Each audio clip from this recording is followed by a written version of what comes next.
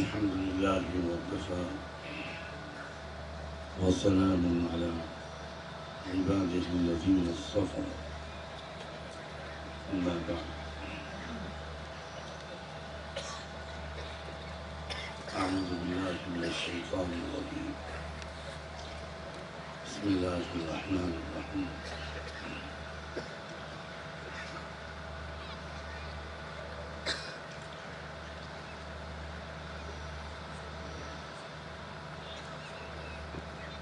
عسى أن تكرهوا شيئا وهو خير لكم وعسى أن تحبوا شيئا وهو شر لكم والله يعلم وأنتم لا تعلمون سبحان ربك رب العزة عما يصفون وسلام على المرسلين والحمد لله رب العالمين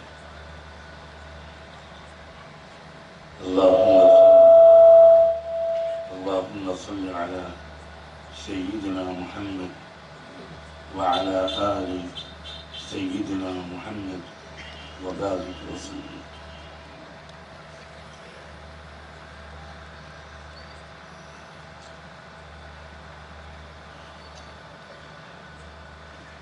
قابل احترام بزرگوں اور بھائیوں،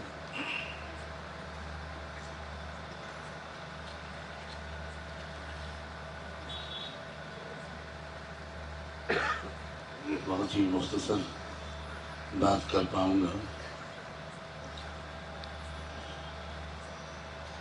میں خود بہت سخت بیماریوں اور تکلیف کے دور سے گزر رہا ہوں. چند منٹ بیٹھنا بھی یا تھوڑی دیر بیٹھنا میرے لیے بہت مشکل ہے، اور میں اسی لیے کچھ تاخیر سے آیا تھا کہ مجھے انتظار نہ کرنا پڑے. لیکن ہمارے یہاں کی روایات ایسی ہیں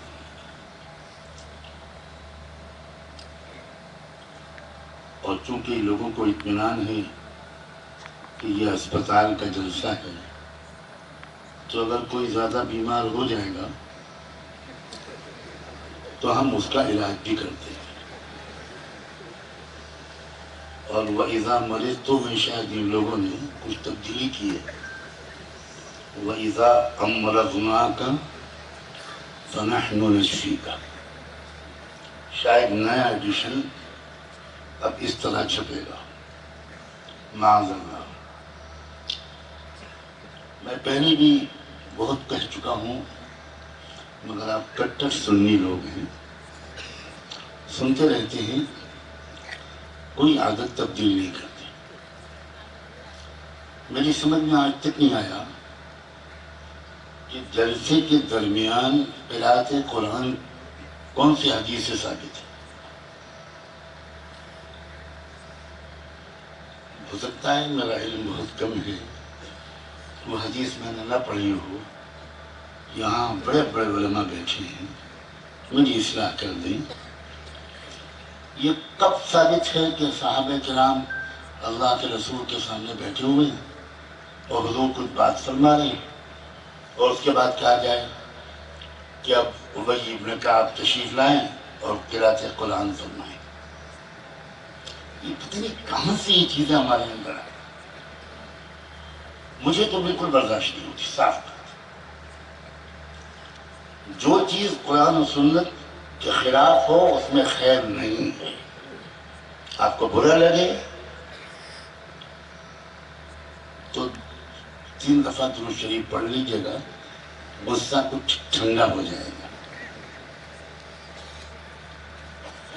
ہمارے علماء کو چاہیے کہ رواج پر نہ چلیں،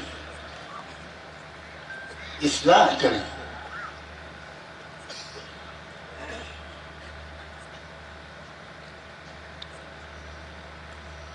عملی قومیں باتوں میں وقت نہیں ضائع کرتی.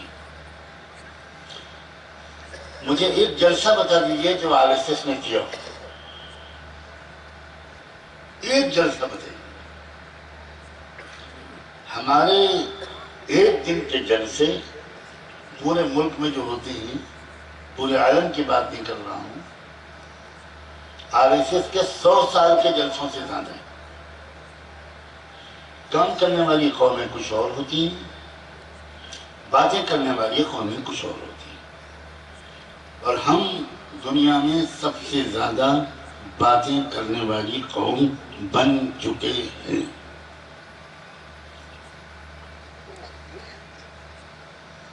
ہمارے ملک کے ایک بہت بڑے لیڈر، نام نہیں لوں گا میں، ورنہ ان کی پارٹی کے لوگ ہوں گے تو میری کار میں پنکچر کر دیں گے۔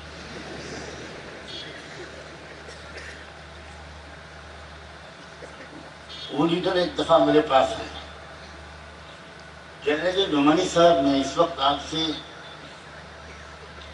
کچھ راشٹری مسائل کے سلسلے میں بات کرنے نہیں آیا، ایک پرسنل ریکویسٹ لے کر آیا۔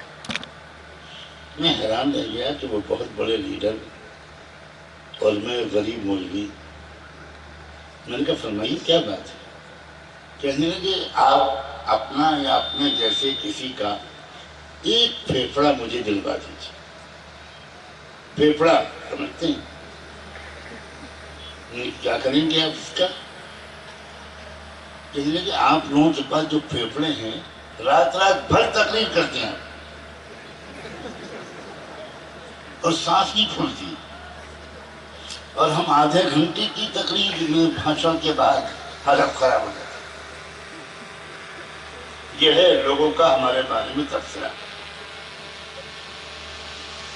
کہتی ہے تجھے خلق خدا غائبانہ کیا۔ آپ ہمارے جلسوں سے لوگ ڈرتے نہیں، لوگ مذاق اڑاتے ہیں۔ میں چونکہ سب قوموں سے ملتا ہوں، سب قوموں کے لیڈروں سے میری بہت اچھے تعلقات اور ملاقاتیں رہتی ہیں، اور کبھی کبھی وہ کھل کر بات کرتی ہیں۔ کہتے ہیں خدا کے لیے اپنی قوم کے لوگوں کو سمجھائیے کہ بولا کم کریں، جلسے کم کیا کریں، زمینی محنتیں بڑھائیں۔ خدا جانے کب یہ تبدیلی ہمارے اندر آئی۔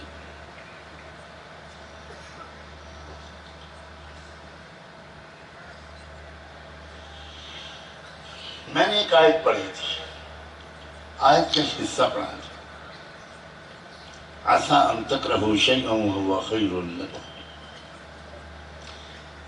ہو سکتا ہے کہ ایک چیز تم کو اچھی نہ لگے، بہت بری لگے، ناپسند ہو، مگر وہ تمہارے لیے مفید ثابت ہو۔ اور یہ بھی ہو سکتا ہے کہ کوئی چیز تم کو بہت اچھی لگے اور وہ تمہارے لیے نقصان دہ اور بری ثابت ہو۔ وَاللَّهُ يَعْلَمُ وَأَنْتُمْ لَا تَعْلَمُونَ، اللہ جانتا ہے اور تم نہیں جانتے۔ جب اس ملک کی آزادی کے سلسلے میں قربانی دینے والوں نے قربانیاں دی تھی تو ان کو ایک امید تھی، ان سے ایک وعدہ کیا گیا تھا اور پورا یقین دلایا گیا تھا، اور وہ وعدہ یہ تھا کہ ہم اس ملک کو ویلفیئر اسٹیٹ بنائیں گے۔ ویلفیئر اسٹیٹ کا مطلب یہ ہوتا ہے کہ ملک کے تمام شہریوں کی تمام بنیادی ضروریات کی 100% ذمہ داری ملک کو چلانے والی سرکار کی ہوگی۔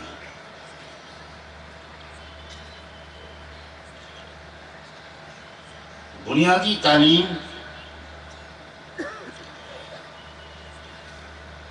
بنیادی ایجوکیشن ہر شہری کی بنیادی ضرورت ہے۔ وعدہ کیا گیا تھا کہ 100% بھارت کے شہریوں کو، ہر بچے کو، ہر بچی کو ضروری تعلیم ملے گی۔ تعلیم امیروں کے بچوں ہی تک محدود نہیں رہی۔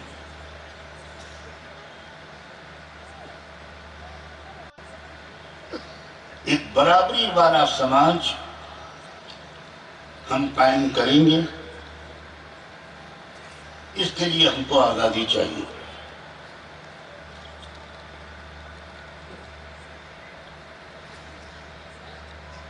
ملک کے تمام شہریوں کو علاج معالجے کی یکساں سہولت حاصل ہو، ہر غریب سے غریب مریض کو وہی شاندار علاج ملے گا جو کسی امیر کو مل سکتا ہوگا۔ امیر اور غریب کے درمیان، شہری اور دیہاتی کے درمیان کوئی فرق نہیں ہوگا۔ تعلیم، صحت، جان مال، عزت و آبرو کی حفاظت، یہ بنیادی چیزیں ہیں جن کی سرکار ضمانت لے گی اور سب کو ملے گی۔ اس بات کو کا یقین دلایا گیا، اسی لیے لوگوں نے آزادی کی عظیم جد و جہد میں تن من دھن لگا دیا۔ اور دستور جب بنا ملک کا تو اس میں کچھ رہنما اصول لکھے گئے جس کو دستور کی انگریزی زبان میں ڈائریکٹیو پرنسپلز کہتے ہیں۔ رہنما اصولوں میں لکھا گیا کہ ہم ملک کی معاشی پالیسی ایسی بنائیں گے کہ امیر اور غریب کے درمیان کوئی زیادہ فرق نہ رہے۔ اس میں لکھا گیا کہ تعلیم اور صحت جیسی بنیادی ضرورتیں بھارت کے ہر ناگرک کو حاصل ہوں گی۔ جو علاج کی سہولت کسی لکھ پتی کروڑ پتی کو ملے گی، وہی علاج کی سہولت ایک غریب کسان کے بیٹے کو بھی ملے گی۔ یہ دستور میں لکھا گیا۔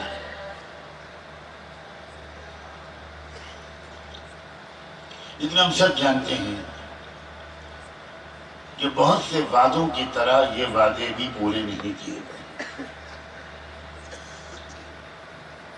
تعلیم کا نظام بھی ایسا بنتا چلا گیا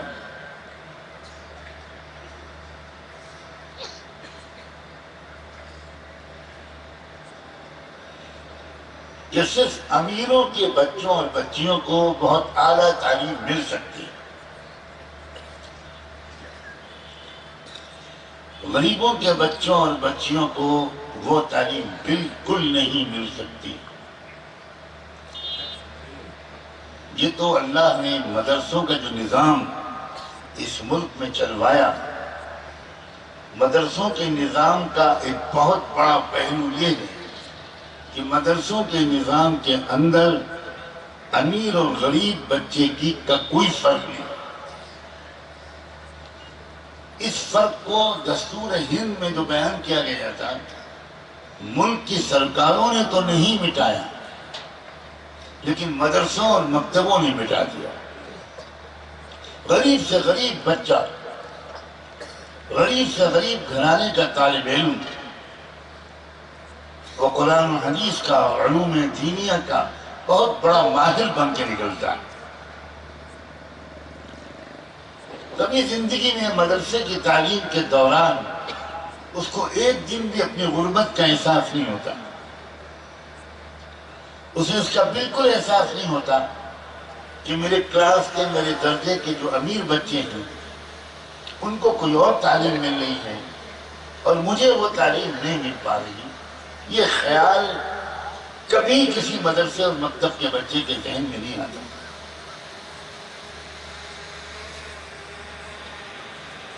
کوئی کہنا چاہے تو کہہ سکتا ہے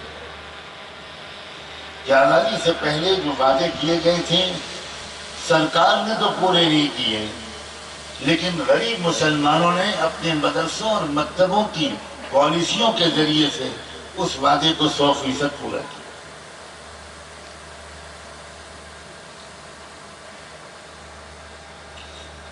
یہ مدرسے سرکار سے ایک پیسہ بھی نہیں لیتے، سرکار پر بوجھ نہیں بنتے، اور یہ اس جذبے سے کرتے ہیں کہ ان کو پتہ ہے کہ ملک کی آبادی بہت ہے، سرکار پر بہت بڑا بوجھ ہے، تو مدرسے اور مکتب کے لوگ یہ کہتے ہیں سرکاروں سے کہ ہم آپ کا جتنا بوجھ بانٹ سکتے ہیں بانٹ رہے ہیں، تاکہ ایک بڑی آبادی کے ایک بڑے حصے کو ہم تعلیم دے دیں، باقیوں کی آپ فکر کر لیجئے، ان کو غریب اور امیر کے فرق کے بغیر اچھی تعلیم دلا دیجئے۔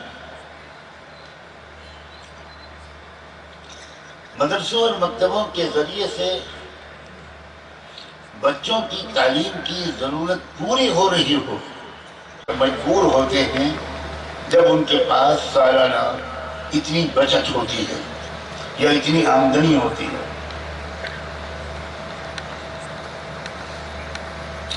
میں اس ٹیکس کی بات نہیں کر رہا ہوں، میں اس ٹیکس کی بات کر رہا ہوں کہ جو آپ جب ماچس کی ڈبیا خریدتے ہیں تو اس کی جو قیمت ادا کرتے ہیں اس میں بھی 2-4 پیسے ٹیکس کے طور پر حکومت کو جاتے ہیں، وہ ماچس بنانے والی کمپنی کو نہیں جاتے۔ آپ ایک جوڑی موزہ خریدتے ہیں، آپ ایک چپل اور جوتے خریدتے ہیں، آپ ایک معمولی سے معمولی چیز خریدتے ہیں، آپ دوا کی 2 گولیاں خریدتے ہیں، اس میں بھی ٹیکس ہوتا ہے، وہ ٹیکس سرکار کو جاتا ہے۔ اس طرح اربوں ڈالر کی سرکار کی آمدنی ہے، اس کے بعد الگ سے جو ٹیکس ہے وہ الگ، انکم ٹیکس الگ، سیل ٹیکس الگ، روڈ ٹیکس الگ، اور اللہ جانے اور کون کون سے ٹیکسز۔ اگر میں زیادہ ٹیکسز گناؤں گا تو کوئی سرکاری آفیسر یہاں بیٹھا ہوگا تو وہ کہے گا کہ اللہ بھلا کرے ایک نیا ٹیکس یاد دلا دیا انہوں نے، یہ تو ہم بھولے گئے تھے۔ جیسے سنا ہے حکیم الامت حضرت اقدس تھانوی رحمۃ اللہ علیہ نے رسوم و بدعات سے مسلم معاشرے کو پاک صاف کرنے کے لیے کتاب لکھی اصلاح الرسوم۔ وہ کسی بڑی اماں کے ہاتھ میں لگی، اس بڑی بھی نے وہ کتاب پڑھی، بڑے دل سے دعا دی اور کہا اللہ اس مولوی کو خوش رکھے، اس نے تو بہت سی وہ رسمیں بتا دی جو ہم کو معلوم نہیں تھی۔ کتاب لکھی گئی تھی رسمیں چھڑانے کے لیے، اور بڑی بھی نے مولوی کو یہ دعا دی کہ کئی رسمیں وہ معلوم ہو گئی اس کتاب کے ذریعے جو نہ ہم کو میکے میں معلوم ہوئی نہ سسرال میں معلوم۔ تو ایسا نہ ہو کہ میں ٹیکسز گناؤں اور اس بڑھیا کی طرح کوئی سرکاری کرمچاری سوچے کہ بھائی یہ تو ٹیکسز ہم جانتے ہی نہیں، اس کو بھی دینا پڑے گا۔ اتنی آمدنی ہے حکومت کی کہ اگر کرپشن نہ ہو،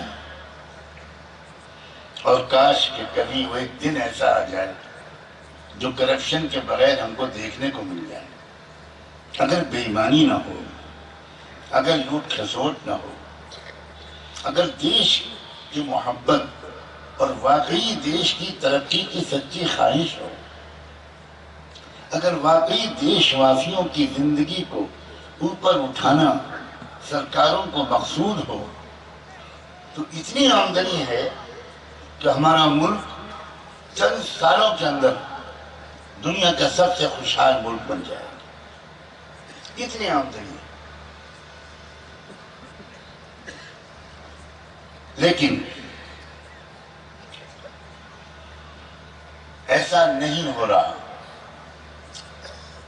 ملک میں علاج مہنگے سے مہنگا ہوتا جا رہا ہے،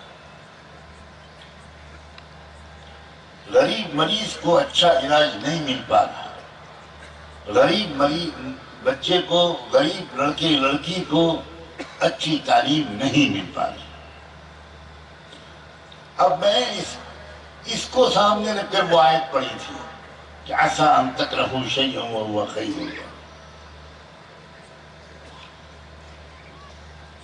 اگر یہ صورتحال ہے، اور واقعی یہ صورتحال ہے کہ سرکار نے جو وعدہ کیا تھا دستور میں جس کا ذکر کیا گیا وہ وعدہ پورا نہیں کر رہے، تو ٹھیک ہے، ان کو یہ یاد دلانا جس طریقے سے مناسب ہو یاد دلایا جائے، احتجاج کیا جائے، پروٹیسٹ کیا جائے، مطالبے کیے جائیں، میمورنڈم دیے جائیں، یہ سب کام وہ لوگ کریں جو اس میدان کے شہسوار ہیں۔ میں تو اس وقت کچھ اور بات کہنا چاہتا ہوں۔ سرکاروں کے اس نکمے پن نے، سرکاروں کی اس وعدہ خلافی نے، میرے الفاظ پر غور کیجیے گا، اس نکمے پن نے، اس وعدہ خلافی نے ہمیں اور آپ کو ایک زبردست موقع دے دیا، اور موقع یہ دیا کہ ہم یہ سوچیں کہ ہم رحمت للعالمین کے امتی ہیں۔ اب ہم اپنے اس ملک کے غریب بچوں کو بھی اچھی سے اچھی تعلیم دلائیں گے، اپنے مال جمع کر کے، اپنے چندے کے ذریعے، اپنے تعاون کے ذریعے۔ اب ہم اپنے شہر، اپنے ضلع، اپنے آس پڑوس کے بیماروں کو اچھے سے اچھا علاج کروائیں گے، اپنا مال قربان کر کے۔ ہم خود کریں گے، ہم اپنے پیروں پر خود کھڑے ہوں گے، ہم بلا کسی فرق اور بھید بھاؤ کے، دھرم، ذات، نسل، زبان، علاقہ، کسی چیز کے فرق کے بغیر ہم ہر مریض کا اچھے سے اچھا علاج کم سے کم داموں میں، یا ممکن ہو تو ایک حد تک بغیر کسی قیمت کے، ہم اپنی جیب سے مال قربان کر کے ہم کریں گے۔ اس خلا کو ہم پر کریں گے، اس کمی کو ہم دور کریں گے۔ آپ سوچئے کہ کتنا زبردست موقع اللہ نے بھارت کے مسلمانوں کو دیا ہے۔ اب ذرا تصویر کا ایک مثبت رخ دیکھنے کی عادت ڈالیے۔ ایک رخ یہ ہے کہ سرکار اپنا فرض ادا نہیں کر رہی، سرکار غریبوں کا علاج نہیں کروا رہی، سرکار غریب بچوں کو تعلیم نہیں دے رہی، سرکاری اسپتالوں میں صحیح توجہ نہیں دی جا رہی، صحیح علاج نہیں ہو پا رہا، جس تعداد میں اسپتال ہونے چاہیے نہیں کھل پائے اب تک، اسپتالوں میں جس طرح کی سہولتیں ملنی چاہیے نہیں مل پا رہی، جو سہولتیں امیروں کو مل جاتی ہیں وہ غریبوں کو نہیں ملتی۔ اب اس صورتحال پر آپ تنقید کریں، ملامت کریں، احتجاج کریں، یہ بھی ٹھیک ہے، یہ وہ لوگ کریں جو اس لائن کے ماہر اور رہنما ہیں۔ تصویر کا دوسرا پہلو یہ ہے، وہ تصویر کا دوسرا پہلو یہ ہے کہ جب یہ کام سرکار نہیں کر رہی ہے تو ہم تو انسانیت کے خدمت گزار ہیں، ہم تو رحمت دو عالم کے امتی ہیں، ہم خود اپنے پیسے جمع کر کے اپنے علاقے کے اندر اسپتال کھولیں گے، ایسے اسپتال اور اسپتالوں کا ایسا نظام چلائیں گے جہاں غریبوں کو علاج وہی میسر آئے جو امیروں کو میسر آتا ہے۔ ہم غریبوں کو مفت یا بہت سستا علاج دیں گے، امیروں سے پیسے چارج کریں گے، اور اس پیسے کو صرف کما کر اپنی جیب میں نہیں ڈالیں گے بلکہ اسی پیسے کو اسی اسپتال کے غریب مریضوں کے علاج پر خرچ کریں گے۔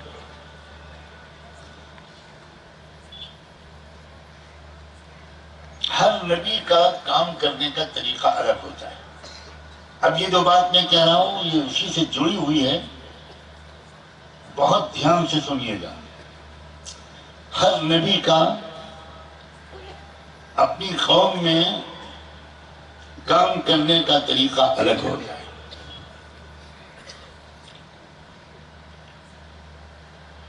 اور اللہ نے اسی لیے تمام منتخب نبیوں کے تجربات، ان کے واقعات اور ان کے نتیجے قرآن میں ہمارے سامنے رکھے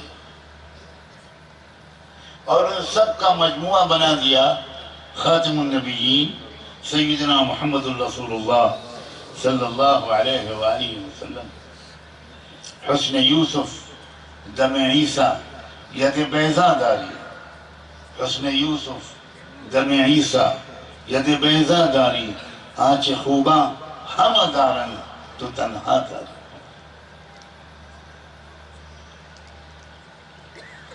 اب ایک ملک ملا تھا یوسف علیہ السلام۔ میں ایک نبی کا کام کرنے کا طریقہ اور اس کا نتیجہ سنانا چاہتا ہوں۔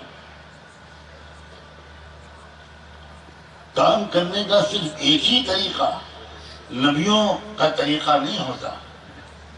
کام کرنے کے الگ الگ بہت سے طریقے ہیں جو الگ الگ نبیوں نے اپنے اپنے دور میں اللہ کے رہنمائی میں اختیار کیا۔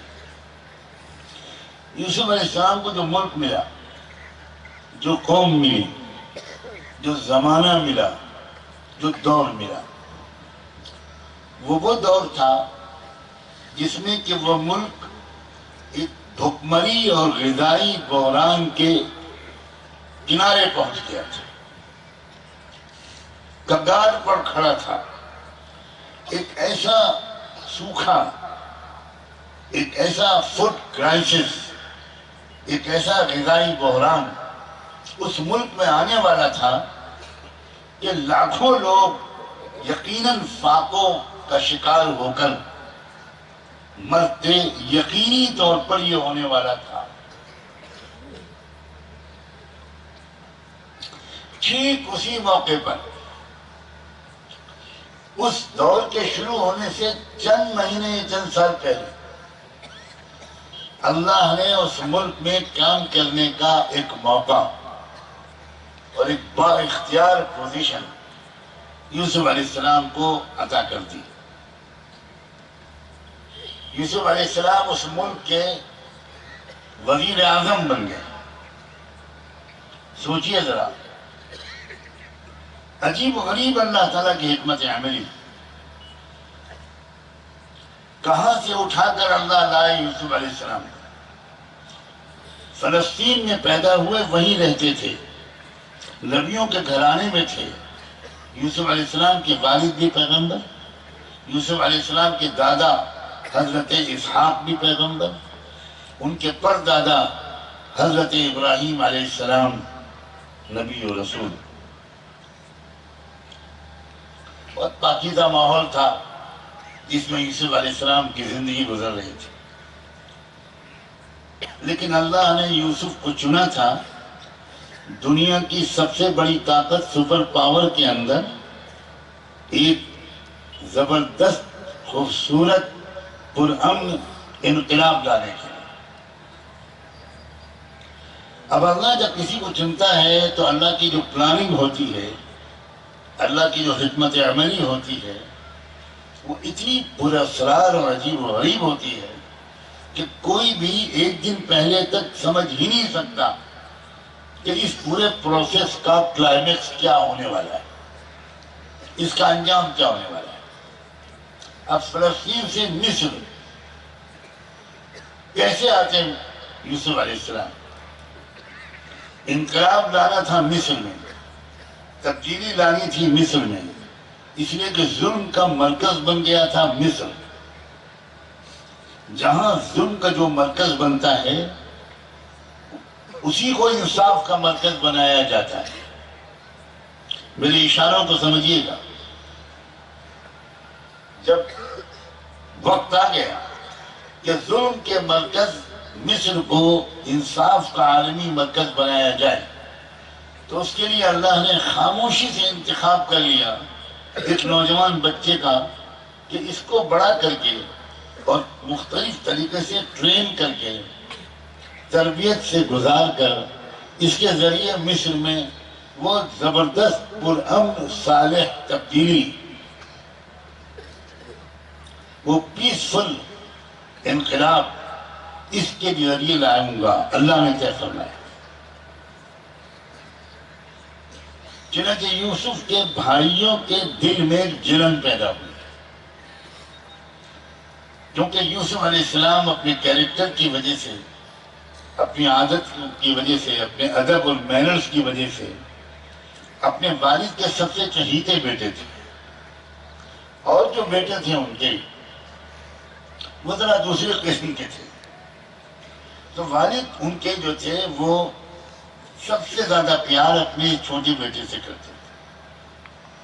اب ان بھائیوں کے دل میں جلن پیدا ہوئی کہ ابا جو ہیں وہ سب سے زیادہ اسی کو چاہتے ہیں۔ تو انہوں نے آپس میں مشورہ کر کے یہ طے کیا کہ جب تک یہ رہے گا ہماری طرف ابا کی توجہ نہیں ہو پائے گی، اس کو راستے سے ہٹانا پڑے گا۔ چنانچہ راستے سے ہٹانے کی انہوں نے کوشش کر ڈالی اور ایک اندھے کنویں میں جا کر ڈھکیل کے چلے آئے۔ انہیں نہیں خبر تھی کہ یہ جو کچھ وہ کر رہے ہیں اگرچہ گناہ کے طور پر کر رہے ہیں اپنے طور پر، مگر وہ اللہ کی پلاننگ کے تحت ہو رہا ہے۔ اب وہ بچہ کنویں میں ڈال دیا گیا، بڑے اطمینان سے گھر واپس آ گئے کہ خس کم جہاں پاک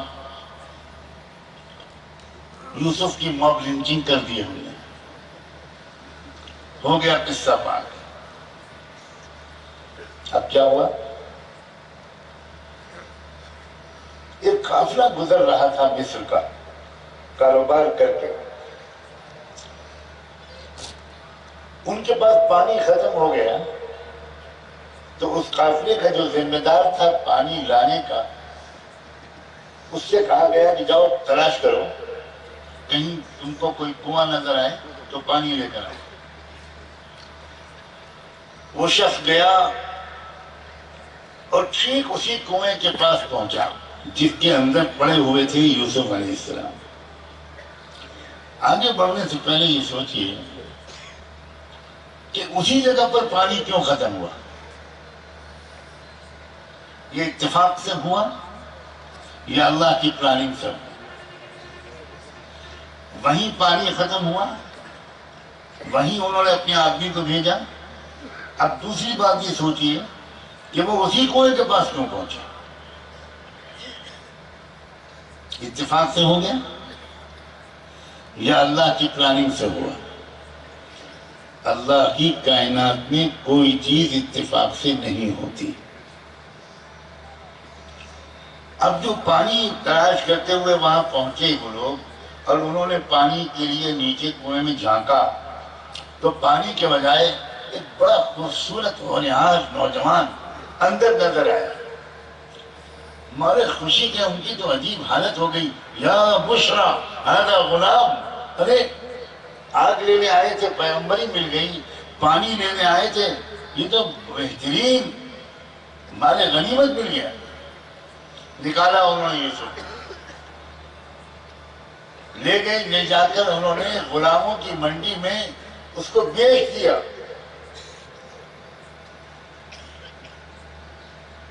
میں بہت مختصر کر کے کہنے کی کوشش کر رہا ہوں تاکہ اصل بات جو کہنا چاہتا ہوں وہ رہ نہ جائے۔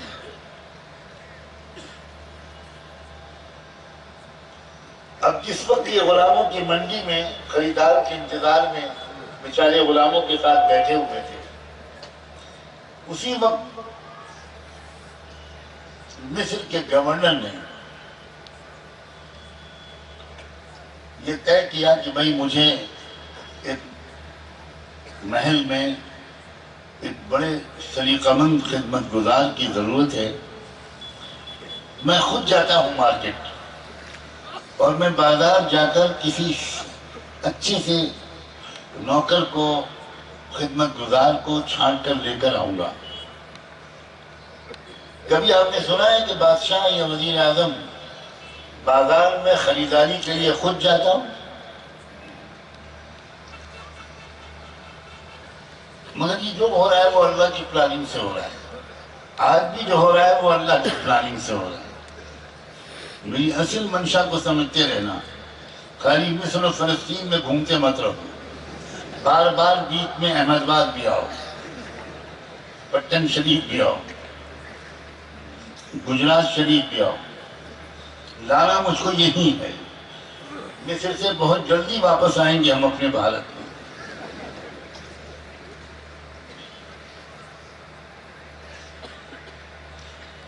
وزیر اعظم صاحب خود پہنچے اور مجھے نظر ڈال رہے تھے میرے پرسنل اسٹاف کے لیے کون سا غلام مناسب ہے، میری بیگم کی خدمت کے لیے کون سا مناسب ہے، تو یہ نظر آیا تو سورت سے لڑکا، شریف امن، مہذب، وہ فوراً سمجھ گیا وزیر اعظم۔ وزیر اعظم کوئی کم عقل آدمی نہیں ہوا کرتا تھا پر دوڑ گیا۔ زمانے کے فیشن بدلتے ہیں، اختیار ہے لوگ۔ تو وزیر اعظم اتنا سمجھدار تھا کہ وہ فوراً سمجھ گیا کہ یہ لڑکا بالکل فٹ ہے، اس کو آداب آتے ہیں، مہذب ہے، گمار قسم کا نہیں ہے۔ اسی کو خریدا اور لے گیا اپنے محل۔ اور مزید دلچسپ بات، سیدھے محل میں لے جا کر اپنی بیگم سے تعارف کرایا۔ ہر وزیر اعظم ایسا تو نہیں ہوتا کہ رابطہ نہ کر پائے، تو اس نے اپنی وزیر اعظم سے جا کر کہا، بیوی سے جا کر کہا، اکرمی مثواہ عسیٰ ان ینفعنا او نتخذہ ولدا۔ دیکھو یہ لڑکا، یہ سرونٹ، یہ نوکر، یہ ایک میڈ بوائے، اس کو ذرا بہت عزت کے ساتھ رکھنا، اس کو عام نوکروں کے ساتھ مت رکھنا، اس کو سرونٹ کوارٹر میں مت رکھنا۔ اکرمی مثواہ عسیٰ ان ینفعنا او نتخذہ ولدا، یہ ہمارے کام آئے گا، اور کیا پتہ آگے چل کر ہم اس کو اپنا بیٹا ہی بنا لیں۔ اس وزیر اعظم کے بھی کوئی اولاد نہیں تھی۔ اتنی یہ وزیر اعظموں کی قسمت ایسی کیوں ہوتی ہے؟ ہم سمجھتے تھے یہ بعد کے دور کا رواج ہے، لیکن قرآن کی گواہی ہے کہ نہیں، پہلے سے چلا ہے۔ اللہ تمہیں کبھی وزیر اعظم نہ بنا، خود آمین نہیں کہہ رہا۔ اتنے سمجھدار لوگ ہیں کہ اس دعا پر ایک نے بھی آمین نہیں کہا۔ لگتا ہے سب کی تمنا ہے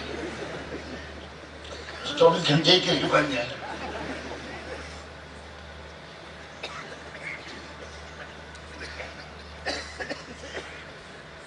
اب بیگم نے کہا کہ بہت صاحب آپ کا حکم ہے، اکرمی مثواہ عسیٰ ان ینفعنا، ہو سکتا ہے یہ ہمارے کام آ جائے، او نتخذہ ولدا، یا ہم اس کو ہی اپنا بیٹا بنا دیں۔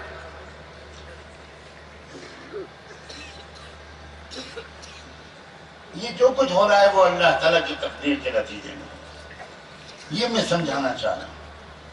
اللہ کسی شور مچائے بغیر پردے کے پیچھے سے اپنا کام کرتا رہتا ہے، آج بھی کر رہا ہے۔ یہ الگ بات ہے کہ ہم اللہ کے طرز عمل کو، اللہ کی چلائے ہوئے پہیے کو دیکھ نہیں پاتے، سمجھ نہیں پاتے کہ یہ کیا ہو رہا ہے۔ ہمیشہ حالات کا وہی رخ ہم سمجھنے کی کوشش کرتے ہیں یا سمجھنے لگتے ہیں جو میڈیا ہم کو دکھاتا ہے۔ حالات کا وہ رخ اکثر صحیح نہیں ہوتا جو میڈیا ہمیں دکھاتا ہے، حالات کا صرف وہ رخ صحیح ثابت ہوتا ہے جو قرآن ہم کو دکھاتا ہے۔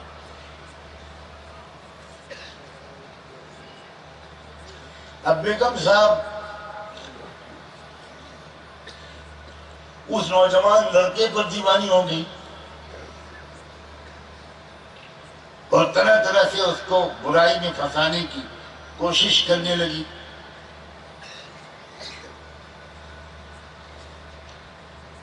یوسف علیہ السلام نے اللہ کی مدد مانگی کہ اللہ مجھے بچائیے، میں نہیں بچ سکتا، آپ جب تک نہیں بچائیں گے میں گناہ سے خود نہیں بچ پاؤں گا، معاذ اللہ۔ انہوں نے اللہ سے پناہ مانگی، اللہ سے مدد مانگی۔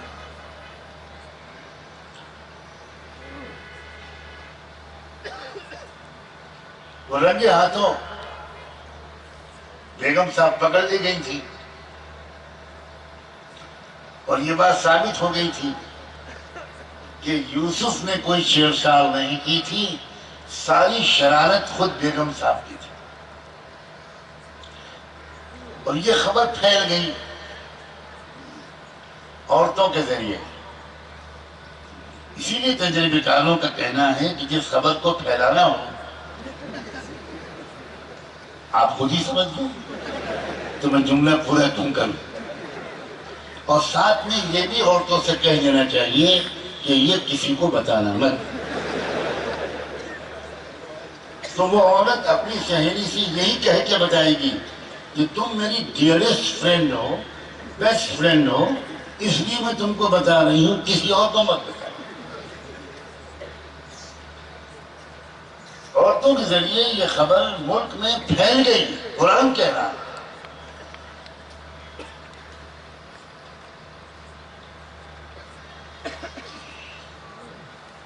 اب مسئلہ یہ پیش آ گیا اس مصر کے وزیر اعظم کے سامنے کہ اگر میں نے یوسف کو جیل میں نہ بھیجا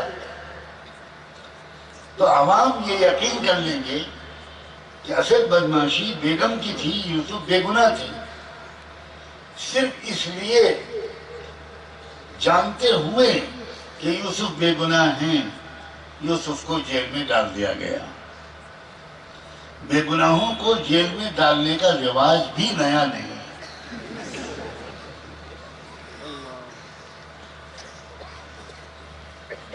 تاریخ اپنے آپ کو دہراتی رہتی ہے۔ اب یوسف جیل میں چھوڑ دیے گئے۔ اللہ کے ہر فیصلے کے پیچھے حکمتیں ہوتی ہیں۔ کیوں جیل میں بھیجے گئے؟ سب سے پہلے کنویں میں کیوں ڈالے گئے؟ کیا اللہ بچا نہیں سکتا تھا؟ کیا یوسف کے دلوں سے اس برے خیال کو، یوسف کے بھائیوں کے دلوں سے اس برے خیال کو نکال نہیں سکتا تھا؟ پھر یوسف کنویں سے نکل کر بیچے کیوں گئے غلاموں کی طرح؟ کیوں بکنے دیا اللہ نے؟ اور پھر وہ مصر کے گورنر کے گھر میں کیوں گئے؟ ذرا سوچنے کی عادت ڈالیں اور ہمارے علماء قرآن کی گہرائیوں کو سادہ لفظوں میں عوام کے سامنے رکھیں۔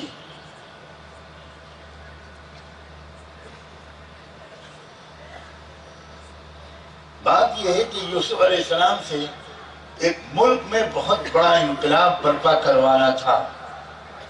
اس کو ذرا غور سے سنو۔ میں دیکھ رہا ہوں کہ آپ میں سے اکثر نوجوانوں کو بہت بڑا انقلاب، یوسف علیہ السلام سے بہت بڑا پریورتن، بہت بڑی تبدیلی اس ملک میں لانا اللہ طے کر چکا تھا۔ ایک ایسی تبدیلی جس سے سارے دیش واسیوں کو سکون ملے، امن ملے، انصاف ملے، شانتی ملے، غذا ملے، پانی ملے، دوا ملے۔ ایک ایسا انقلاب جو رہبر لا سکتا ہے، جو لیڈر ایسا انقلاب لا سکتا ہے، اس کو کئی طرح کے حالات سے گزرا ہوا ہونا چاہیے، اس کو بہت تربیت یافتہ ہونا چاہیے۔ یوسف علیہ السلام پل رہے تھے پیغمبروں کے گھر میں، پیغمبروں کے خاندان میں۔ انہیں کیا معلوم کہ سماج میں کتنی برائیاں پھیلی ہوئی ہیں۔ اب یوسف علیہ السلام کو اللہ نے شروع سے وہ تربیت دلوانے کا فیصلہ فرمایا اور وہاں سے نکلوا کر ان کو کنویں میں ڈلوایا۔ وہ عزت کی زندگی گزارتے تھے، سکون کی زندگی گزارتے تھے، شہزادوں کی طرح زندگی گزارتے تھے۔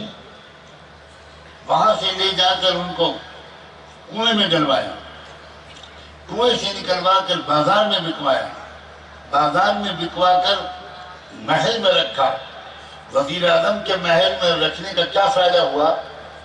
یوسف علیہ السلام کو حکمرانی کا طور طریقہ قریب سے دیکھنے کا موقع ملا۔ حکومت چلانا کیسے ہوتا ہے، حکام مہمانوں کا استقبال کیسے کرتے ہیں، حکام معاہدے کیسے کرتے ہیں، حکام دوسرے ملکوں کے یا شہروں کے ذمہ داروں سے باتیں کیسے کرتے ہیں، یہ سب قریب سے رہ کر یوسف علیہ السلام کو دیکھنے کا موقع ملا، اس لیے کہ وہ گورنر کے گھر میں رہے، اس کے محل میں رہے، وزیر اعظم کے محل میں رہے، سب کچھ دیکھا۔ کیونکہ ظاہر ہے کہ جب تک انسان ان سب چیزوں کو قریب سے نہ دیکھیں وہ کسی ملک کا شاندار کامیاب حکمران نہیں بن سکتا۔ جب یہ تربیت مکمل ہو گئی، 5 اسٹار قسم کی تربیت، آداب حکمرانی والی تربیت، تب دوسری تربیت کی ضرورت تھی کہ اگر یہ سیدھے اس حکومتی محل سے نکل کر حکمراں بن جائیں گے تو یہ تو سماج کو جانتے ہی نہیں، سماج میں کرمنل کتنے ہیں، مجرم کتنے ہیں، چور اور ڈاکو کتنے ہیں، جھوٹ بولنے والے کتنے ہیں، عزتیں لوٹنے والے کتنے ہیں، سماج کی جو اچھی خاصی بڑی آبادی ہے وہ کس کیریکٹر کی ہے۔ تو تربیت کا دوسرا پہلو مکمل کرنے کے لیے اللہ نے یہ فیصلہ فرمایا کہ اس تربیت کے لیے چلہ 3 چلے کافی نہیں ہیں، اس تربیت کے لیے 8-9 سال جیل میں رکھنا پڑے گا۔ جیل میں جو لوگ بھیجے جا رہے ہیں ہو سکتا ہے وہ اللہ کی مصلحت کے تحت تربیت دلوانے کے لیے بھیجے جا رہے ہوں۔ یہ سن کر لوگ ڈر گئے۔ میں تشکیل نہیں کروں گا آپ کی کون تیار ہیں جیل جانے کے لیے، لیکن تشکیل کی ضرورت بھی نہیں ہے، نام تو کہیں اور لکھے جاتے ہیں۔ اور بڑے خوش نصیب ہوتے ہیں وہ لوگ جو تمام تر بے گناہی اور ملک کی خیر خواہی کے باوجود جھوٹے الزامات کے تحت یوسف علیہ السلام کی طرح تربیت کے مقصد سے جیل میں بھیجے جاتے ہیں۔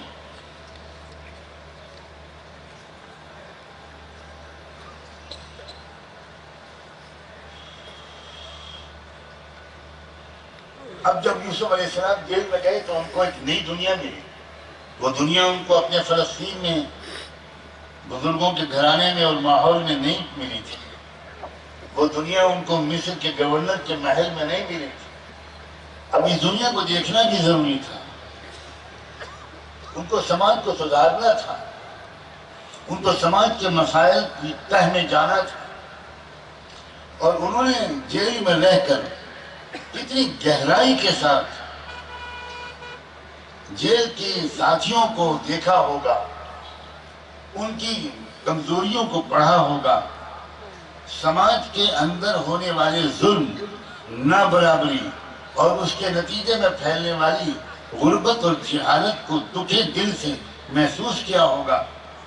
اور دردمند دل رکھنے والے یوسف نے دل میں کتنی دعا مانگی ہوگی، اے خدا میں آپ کو اپنے باپ کا واسطہ دیتا ہوں، اپنے دادا یا حضرت اسحاق کا اور اپنے پردادا حضرت ابراہیم کا واسطہ دیتا ہوں، آپ مجھے سماج کی اس اصلاح کا موقع عنایت کرنا، سماج کی خدمت کا موقع عنایت کرنا۔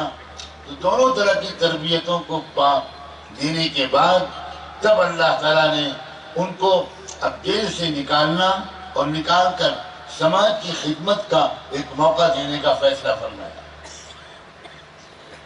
اور کیسے؟ وہ بھی عجیب ہو گئی۔ بادشاہ نے خواب دیکھا، وزیر اعظم کا تذکرہ نہیں کر رہا ہوں، لوگوں کے ذہن پر وزیر اعظم سوار ہوتے ہیں، لیکن یہاں میں تذکرہ کر رہا ہوں بادشاہ کا۔ اور بادشاہ نے خواب دیکھا، اس نے بڑے بڑے پنڈتوں کو بلا کر اس خواب کی تعبیر پوچھی مگر کوئی بتا نہ سکا، اور یہی کہہ کے ٹالنے کی کوشش کی کہ حضور کچھ پیٹ خراب ہوگا، جہاں پناہ آپ کا جب پیٹ خراب ہوتا ہے تو الٹے سیدھے خواب دکھائی پڑتے ہیں، اضغاث و احلام، وما نحن بتاویل الاحلام بعالمین، یہ کوئی بامقصد معنی خیز قسم کا خواب نہیں ہے، یہ الٹا سیدھا خواب ہے۔ بہت سے لوگ ہمارے بزرگوں کو بھی خواب آ کر سناتے، وہ ہر جمعرات کو ایک خواب دیکھتے اور نیت کر کے لیٹتے ہیں کہ نیت کرتا ہوں میں ایک نیا جھوٹا خواب دیکھنے، اور اکثر جب مجھے کوئی ایسا خواب سناتا ہے تو میں کہتا ہوں بھائی خمیر جوالش جالینوس صبح شام کھایا کرو اور مقوی معدے کا استعمال کرو، گیسز بہت چڑھ رہے ہیں دماغ کا۔ ہر شخص کو خواب دیکھ رہا ہے، کوئی امام مہدی کو دیکھ رہا ہے، کوئی پتہ نہیں کس کو دیکھ رہا ہے، نماز کا پتہ نہیں ہے اور امام مہدی سے مسافہ ہو رہا ہے۔ ارے اپنی بیوی کے سوا کسی اور کو بیوقوف بنانے کی غلطی مت کیا کرو، اس کو تو تم روز بیوقوف بناتے ہو بیچارے، اسی لیے عورتوں کا یہاں انتظام بھی نہیں کیا گیا۔ بہت سمجھدار ہیں منتظمین، وہ جانتے ہیں کہ یہ خبر لے گا اور یہ عورتوں کا بہت بڑا وکیل و ترجمان ہے تو سب کو بس سب کا کچا چٹا کھول دے گا۔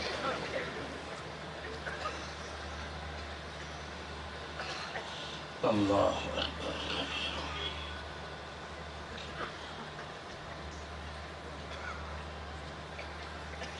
خواب تو دیکھا تو کوئی تعبیر بتا ہی نہیں سکا۔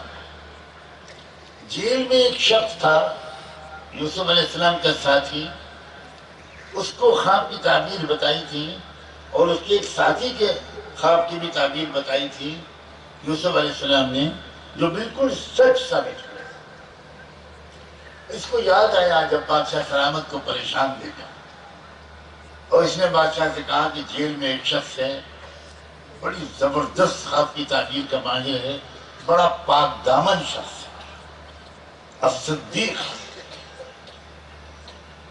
آپ مجھے اس کے پاس بھیج دیجئے جیل میں آپ کے خواب کی تعبیر جہاں پناہ میں اس سے پوچھ کر آؤں تو وہ بالکل صحیح تعبیر بتائے گا۔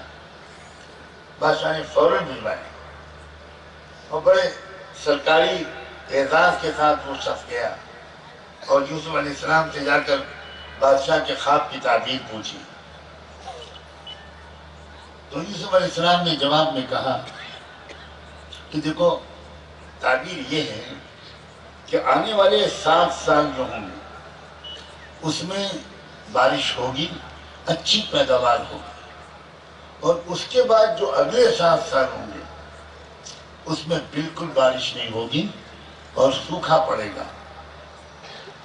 اس لیے اگر 7 سال میں جو اناج پیدا ہوگا اگر اس پلاننگ کے ساتھ اس کو خرچ کیا گیا تو 14 سال تک وہ کام آ جائے گا، اور اگر وہ بغیر کسی پلاننگ کے خرچ کیا گیا تو 7 سال کا غلہ ختم ہو جانے کے بعد اگلے 7 سال قوم میں لاکھوں لوگ بھوکے مر جائیں گے۔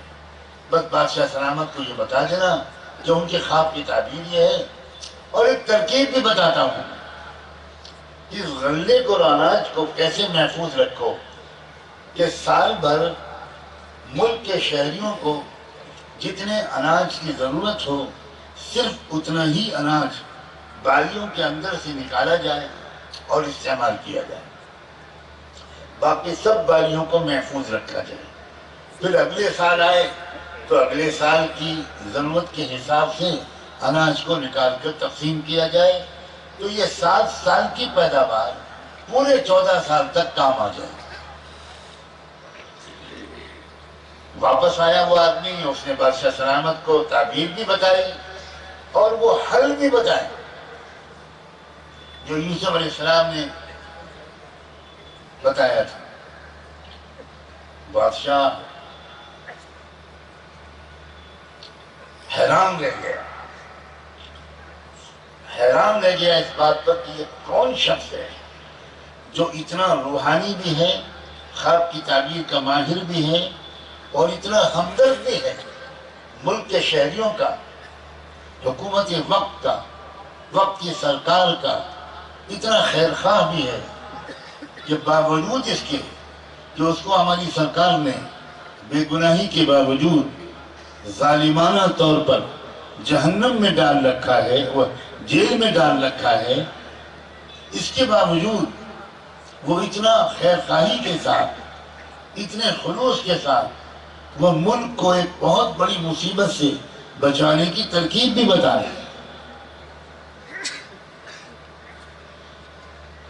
بادشاہ فوراً سمجھ گیا کہ مجھے اس آدمی کی ضرورت ہے۔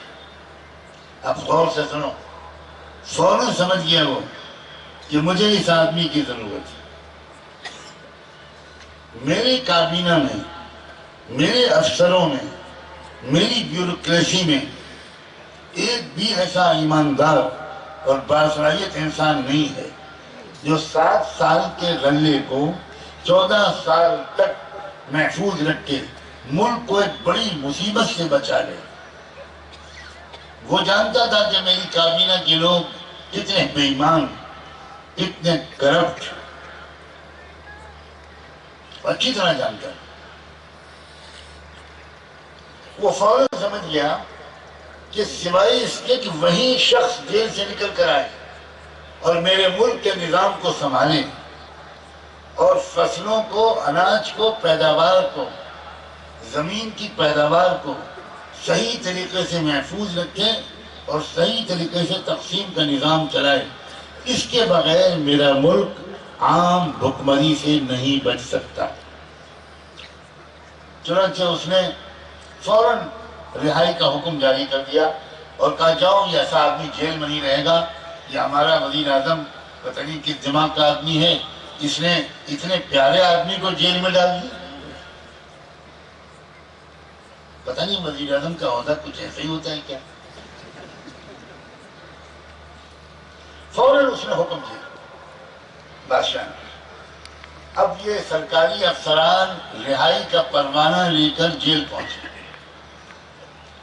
اور وہاں جا کر یوسف علیہ السلام کو خوشخبری سنائی کہ آپ کی رہائی کا حکم لے کر آئے ہیں، اب چلیے، اب آپ سرکاری مہمان بنیں گے، اور بادشاہ سلامت نے آپ کو بلایا ہے۔ یوسف علیہ السلام نے کہا کہ نہیں، میں اس طرح جیل سے نہیں نکلوں گا، مجھے جینا نہیں ہے بندے احسان ہو کر۔ مجھ پر جو الزام لگایا گیا تھا اس کی تحقیق کی جائے، مقدمہ چلایا جائے، جب میں بے گناہ ثابت ہو جاؤں عدالت سے تب میں نکلوں گا، ایسے نہیں نکلوں گا۔ بادشاہ کو یہ خبر ملی، بادشاہ اور حیران۔ بادشاہ نے کہا کہ بس ملک کی عدالتوں کا نظام میں جانتا ہوں، دادا پر مقدمہ چلتا ہے، پر پوتے کے زمانے میں فیصلہ ہوتا ہے، یہ طریقہ غلط ہے۔ تو بادشاہ نے کہا کہ میں خود عدالت طلب کرتا ہوں۔ مقدمے کے سارے فریقوں کو بادشاہ نے اپنے محل میں طلب کر لیا، خود جج بن کر بیٹھا۔ اب جو فریق تھے اس میں سب سے پہلے شہر کی بیگمات، جنہوں نے پروپیگنڈا کیا تھا یوسف علیہ السلام کی گنہگاری کا، ملکہ معظمہ یہ وزیر اعظم کی بیوی کی خوشامد میں، تو سب سے پہلے ان بیگمات کو طلب کیا بادشاہ نے۔ یہ سب قرآن میں ہے، میں کوئی بات تاریخ کی روایات سے نہیں بیان کر رہا ہوں۔ بادشاہ نے ان بیگمات شہر کو طلب کر لیا اور ان سے پہلے پوچھا، اب بتاؤ اس معاملے میں تمہارا کیا کہنا ہے، یوسف گنہگار تھا یا وزیر اعظم کی بیوی گنہگار تھی؟ تو بیگمات نے فوراً اقبال جرم کر لیا اور یہ کہہ دیا کہ بالکل یوسف بے گناہ تھے، یوسف بے گناہ ہیں، ہم نے جو کچھ کہا تھا وہ بالکل غلط تھا، ہم معافی چاہتے ہیں۔ اقبال جرم بھی کیا، معافی کی درخواست کی۔ اب ایک طرف تو کھڑی ہو جاؤ، اب دوسرا فریق وزیر اعظم کی بیوی، اس کو بادشاہ نے طلب کیا اور وزیر اعظم کی بیوی سے برسر عدالت پوچھا اب تم اپنا اسٹیٹمنٹ دو، کیا کہتی ہو تم؟ یوسف نے تم کو بہکایا پھسلایا تھا یا یہ تمہاری حرکت تھی؟ تو بیوی نے صاف صاف کہا، بالکل صاف لفظوں میں اپنے جرم کا اقبال کیا، انا راودته عن نفسه الان حصل الحق انا راودته عن نفسه۔ بادشاہ سلامت، میں اقبال جرم کرتی ہوں، میں نے یوسف کو گندے کام میں پھنسانے کی کوشش کی تھی، یوسف بالکل پاک دامن، وہ بھی گواہی ہو گئی، وہ بھی الگ کھڑی ہو گئی۔ اب باری تھی یوسف علیہ السلام کی۔ بادشاہ نے یوسف علیہ السلام سے پوچھا کہ اب بتاؤ تمہارا کیا کہنا ہے؟ اللہ اکبر! اس وقت یوسف علیہ السلام نے جو بیان دیا ہے بادشاہ کے محل میں، بادشاہ کی عدالت میں، قرآن نے اس کو کوٹ کیا ہے، ذَلِكَ لِيَعْلَمَ أَنِّي لَمْ أَخُنْهُ بِالْغَيْبِ وَأَنَّ اللَّهَ لَا يَهْدِي كَيْدَ الْخَائِنِينَ وَمَا أُبَرِّئُ نَفْسِي إِنَّ النَّفْسَ لَأَمَّارَةٌ بِالسُّوءِ إِلَّا مَا رَحِمَ رَبِّي۔ بادشاہ سلامت، سب سے پہلے تو میں یہ کہتا ہوں کہ یہ تو میں نے گزارش کی تھی اور اصرار کیا تھا کہ میں اپنے اوپر لگائے گئے الزام کی تحقیق کے بغیر جیل سے نہیں نکلوں گا۔ وہ اس لیے میں نے یہ اصرار کیا تھا تاکہ سب کو یہ بات اور خاص طور پر وزیر اعظم کو معلوم ہو جائے کہ میں نے ان کی امانت میں کوئی خیانت نہیں کی تھی، اور یہ بات بھی سب لوگ سمجھ لیں اور دیکھ لیں اور جان لیں کہ اللہ تعالیٰ سازشوں کو ناکام کر کے رہتا ہے، کامیاب نہیں ہونے دیتا۔ وَأَنَّ اللَّهَ لَا يَهْدِي كَيْدَ الْخَائِنِينَ وَمَا أُبَرِّئُ نَفْسِي۔ بادشاہ سلامت، یہ جو میں بچ گیا گناہ سے، بدکاری سے، یہ میرا کمال نہیں ہے، یہ میرے رب کا کمال ہے۔ میرے رب نے مجھے بچا لیا، میرے رب نے مجھ پر رحم فرما دیا، میں بچ گیا۔ تب بادشاہ نے کہا یوسف سے، تمہاری بے گناہی ثابت ہو گئی، اور بیگمات سے کہا، وزیر اعظم کی بیوی سے کہا کہ تمہارا جرم ثابت ہو گیا۔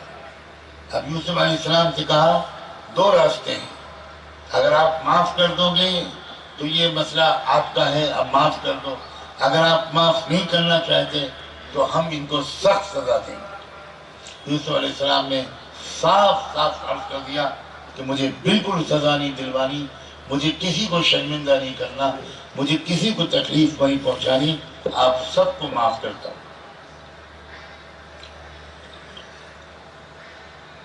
اس طرح اب جب یہ کردار سامنے آیا تب بادشاہ سلامت اندر گئے اپنے محل کے اندرونی کمرے میں، جس میں وہ کسی اہم ترین مہمان سے تنہائی میں بات کرتے تھے۔ وہاں پہنچ کر انہوں نے پیغام بھجوایا، ائتونی بہ، یوسف کو میرے پاس لے کر آؤ، تنہائی میں اس سے بات کروں گا۔ بالکل تنہائی میں 1 to 1 بادشاہ نے یوسف علیہ السلام سے گفتگو کرتے ہوئے کہا، انک اليوم لدینا مکین امین۔ اللہ اکبر! یوسف، سب کچھ دودھ کا دودھ اور پانی کا پانی الگ ہو گیا، تمہارا کیریکٹر، تمہاری صلاحیت، تمہارے اخلاق سب سامنے آ گئے۔ اس ملک کو اس غذائی بحران سے بچانے کی صلاحیت نہ مجھ میں ہے، نہ میرے کسی عملے میں ہے، صرف تم بچا سکتے ہو۔ اس لیے آج سے میں اس ملک کی حکومت تمہارے حوالے کرتا ہوں۔ صرف سکے پر میرا نام رہے گا، مہر میرے نام کی لگے گی، لیکن پورا اختیار تم کو ہے، تم اس ملک کو بچا سکتے ہو۔ یوسف علیہ السلام نے جواب میں کہا، اجعلنی علی خزائن الارض انی حفیظ علیم۔ بس بادشاہ سلامت، میں مکمل تمام شعبوں کی ذمہ داری ہرگز قبول نہیں کروں گا۔ سب سے خطرناک کرائسس جدھر سے آ رہا ہے، اور وہ ہے پیداوار، اور وہ ہے سوکھا، وہ ہے لوگوں کا بھوک مری کا شکار ہو کر مرنا. آپ اس کرائسس کا مینجمنٹ میرے حوالے کر دیں. اس مصیبت سے ملک کو، دیش کو، دیش واسیوں کو بچانے کی ذمہ داری میرے حوالے کر دیجئے. میں اس کے سلسلے میں کوشش اور خدمت کرنے کو تیار. چنانچہ اس وقت سے یوسف علیہ السلام کو اختیار ملا، وزارت غذا ملی، فوڈ منسٹری ملی، اور یوسف علیہ السلام نے فوری طور پر 2 احکام جاری کیے. ایک یہ کہ تمام ملک کے کسانوں کی تمام فصلوں کو سرکار خریدے گی. کوئی عام تاجر کسی غلے کو خرید نہیں سکتا. یہ مارکیٹ میں نہیں بیچا جائے گا، یہ بازار میں نہیں بیچا جائے گا، ورنہ کسان، یہ لوگ، تاجر لوگ من مانی قیمت لیں گے، غریبوں پر ظلم کریں گے. حکومت خود اپنے خزانے سے ان تمام فصلوں کو خریدے گی. نمبر 1. نمبر 2، ملک کے ہر انسان، ہر معمولی جھوپڑی کا سروے کروایا. حضرت یوسف علیہ السلام نے ہر جگہ، ہر مکان میں کتنے لوگ رہتے ہیں، کتنے مہمانوں کی امید کی جا سکتی ہے سال بھر، اور سال بھر ان کو کتنے اناج کی ضرورت پڑے گی. یوسف علیہ السلام نے ہر گھر کا راشن کارڈ بنوایا. لوگوں سمجھو، انسانی تاریخ میں سب سے پہلے سرکاری انتظام میں غلے کی تقسیم اور راشن کارڈ کا بنانا سب سے پہلے انسانی تاریخ میں یہ حضرت یوسف علیہ السلام نے کیا. اور اس کے نتیجے میں یہ ہوتا تھا، جب تاجروں کو من مانی دام پر غلے کے بیچنے کا دروازہ بند ہو گیا، اب وہ غلہ سرکار نے خریدا. جو دام دے سکتا ہے وہ دام دے کر خریدے، جو نہیں دے سکتا اس کو سرکار کی طرف سے مفت وہ غلہ دیا جائے گا تاکہ کوئی بھوکا نہ رہے. جب یہ کردار دیکھا، اب یہی ہے میری بات کا آخری سب سے اہم حصہ.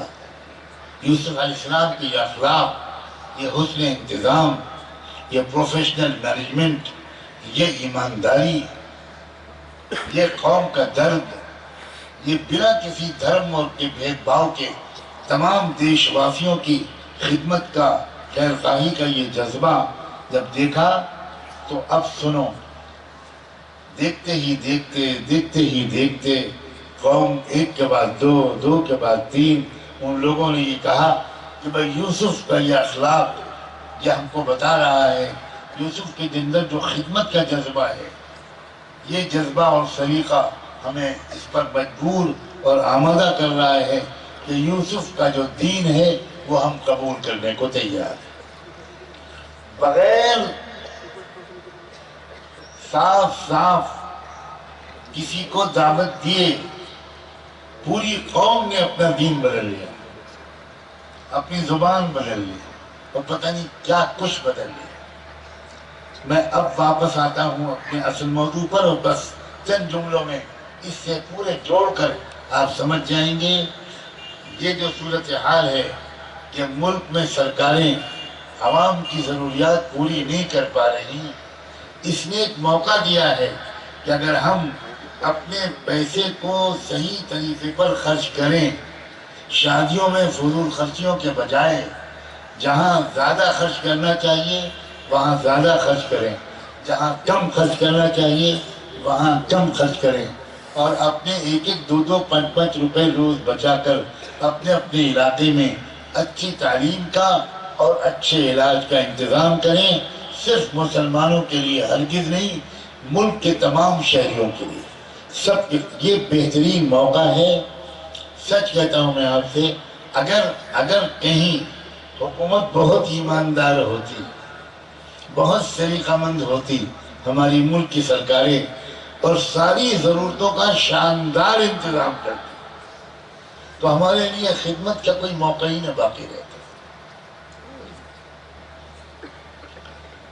میں یہ تو نہیں دعا کروں گا کہ اللہ ان کو مزید نکمہ بنائے، دعا کی ضرورت بھی نہیں ہے. آبا و اجداد کی دعائیں چل رہی ہیں، ہمارے آبا و اجداد نہیں۔ یہ تو بدسلیقگی ہے سرکاروں کی، یہ جو کرپشن اور بے ایمانی ہے، یہ جو نکما پن ہے، اس کے اندر خیر کا پہلو بھی ہے، اور وہ یہ ہے کہ اس کے چلتے ایک موقع ہے کہ ہم اس خلا کو پر کریں، ہم اس ملک کے بچوں اور بچیوں کے لیے پاکیزہ ماحول میں اچھی تعلیم کا انتظام کریں، اس اپنے مریضوں کے لیے اچھے علاج کا انتظام کریں۔ یہ ایک موقع ہمارے لیے، ذرا اس رخ پر سوچنا شروع کیجیے۔ مجھے امید ہے کہ یہ اسپتال اس طریقے خدمت کے سلسلے میں ایک سنگ میل ثابت ہوگا۔ اللہ کرے کہ یہ ایک اچھا آغاز ثابت ہو، ایک نمونہ بن جائے، ایک ماڈل بن جائے، تاکہ لوگ دیکھیں، قدر کریں، پسند کریں، اس کے پیچھے چھپے ہوئے جذبات اور نیتوں کی قدر کریں، اور لوگ جگہ جگہ پر پھر اس کو سامنے رکھ کر خدمت خلق کے دوسرے کام کریں۔